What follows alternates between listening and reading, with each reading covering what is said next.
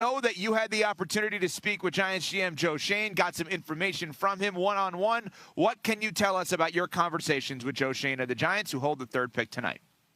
Hey, Evan, thanks for having me on the show. Thanks for this opportunity to start draft day. 17 hours early, baby. Come on, let's get it going on this Unsportsmanlike show. I love it. How's things out there in Green Bay? Good? Yeah? Fantastic, yes. I'm sure. You know, it's interesting. The sun has come up, and somehow we all got colder, which makes no sense. But you know what? It's Green Bay, Sal Pal. You've covered a million games here. It should be cold. It would be wrong if it was warm here. Exactly. Well, I'll tell you, it's warm here in New York. The Giants are on the hot seat. They are in the sweet spot of the 2025 NFL Draft, the pivot point, the drama point. I sat down, as you said, Evan, one-on-one in his office yesterday with GM Joe Schoen, and I came away with 3 specific things.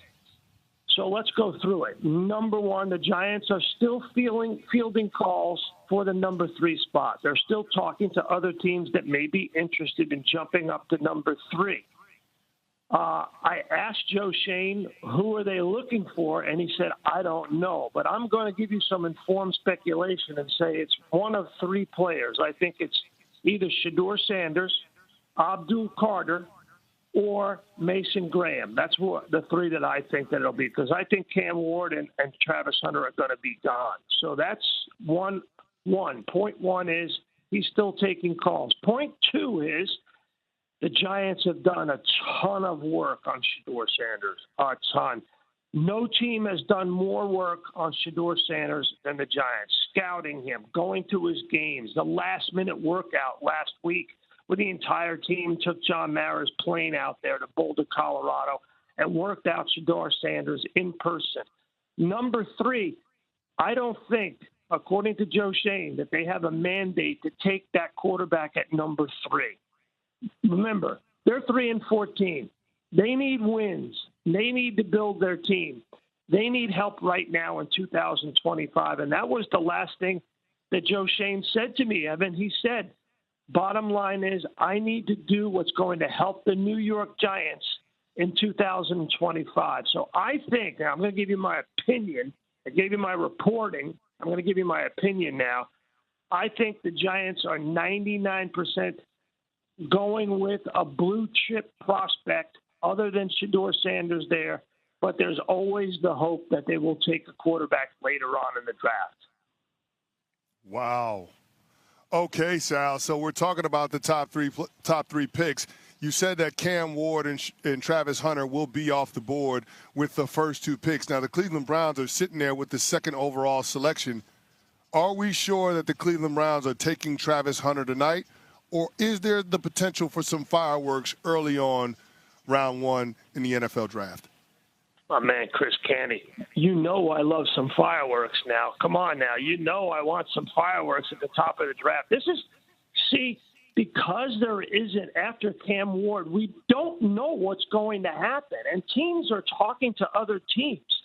Like the Eagles are talking to a lot of different teams. They picked 32, but they got a lot of holes because of free agency on defense. And Howie Roseman has 20 picks probably in the next 2 drafts. You know he's talking to people. The Giants are talking to people at 3. The Raiders are talking to people. The Saints are talking to people. There's no question, because you don't have more than maybe 5 or 6 blue chippers, bona fide blue chippers in the first round, that teams are trying to move around. So I think I've covered – this is my 30th draft with ESPN.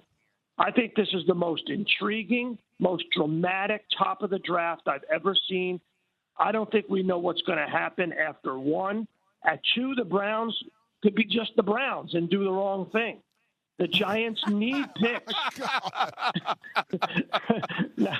I'm going to get in trouble for that one. I love when Sal goes out of reporter mode into just ripping the team. I love it. Amazing. I know. I'm going to get a call from my friend Peter John Baptiste in a second here. He's going to be listening to the show. He's going to be all over me. That's the Browns PR guy, by the way, for those who don't know. I hope that the Cleveland Browns, figure things out, because we love going to Cleveland. It's a fantastic place. It's a great sports town, and you want them to figure it out. But you want the Giants to figure it out. This is one of the Tiffany original teams in the National Football League started in 1925 by Tim Mara, the godfather of the team, and they just celebrated their 100th anniversary and had one of their worst record as a team. So it's good for the league. It's good for fans. It's good for football if the Giants turn it around. And when you look at the Giants, remember this. This is an organization that's about to sell a minority stake in the team. And this is a team with the worst record in the last 8 years in the National Football League. They need a jolt. They need somebody to turn out the lights. Saquon Barkley turned out the lights last year. They need somebody to go in there and, as Chris Candy said, man, provide some fireworks. Get on the back page of the Post and the Daily News. You know, Steve Cohen went out there and got Juan Soto for $700 gazillion. The Yankees have Aaron Judge. If you draft Shedeur Sanders at 3, you turn the lights back on. So I'm giving you my opinion now. I understand that they need picks and need players, but they need some sizzle and some steak. And, you know, everything comes down to showbiz. We're in the entertainment business. If they pick Shedeur Sanders, people will go crazy about the New York Giants. They will, Sal. You've given us so much information. I'm just going to connect the dots on a few things for my next question. So Shedeur still on the board, potentially number 3. We know the Giants have worked him out a lot. You said that they've done their due diligence on him. If, in fact, they do go blue chip player at number 3, but they want to jump back into the first round and get a quarterback, let's hypothetically say Shedeur Sanders is not there. Are you getting a read throughout the league who that next quarterback could be after Cam Ward and potentially Shedeur Sanders? Because that's another thing that makes this draft so intriguing, Sal, is that we have such a variance when it comes to the evals on these other quarterbacks. What I'm hearing, Michelle, great question, and this is the ultimate question of what the Giants may or may not do at the quarterback position if they pass on Shedeur Sanders. But let me digress for a second. I am looking forward to the moment when you look on Mike Greenberg's face tonight on the draft when the Giants put the card in and it's Shedeur Sanders. The desk will go nuts if that does happen. So I'm looking forward to that moment. But if they don't take Shedeur Sanders, the next guy in line, I believe, from talking to people around the National Football League, is Jackson Dart of Ole Miss. I am told Brian Daboll loves Jackson Dart, that Jackson Dart has some of the traits that Brian Daboll saw in the young Josh Allen when he was the OC. And he coached Josh Allen, a playmaking ability, can fit the ball into tight windows, got plenty of moxie and plenty of size, and he can coach up Jackson Dart. But when I was with the Giants all day yesterday, they went out of their way, Michelle, to drop the name Jalen Milroe on me twice. Oh. And listen, there's a team 89.7 miles south of me right here in the Meadowlands, and that's where I am, that picked a quarterback in the second round who played in Alabama and went on 34. I don't think the Giants want to part with 34 because that's such prime real estate in the draft.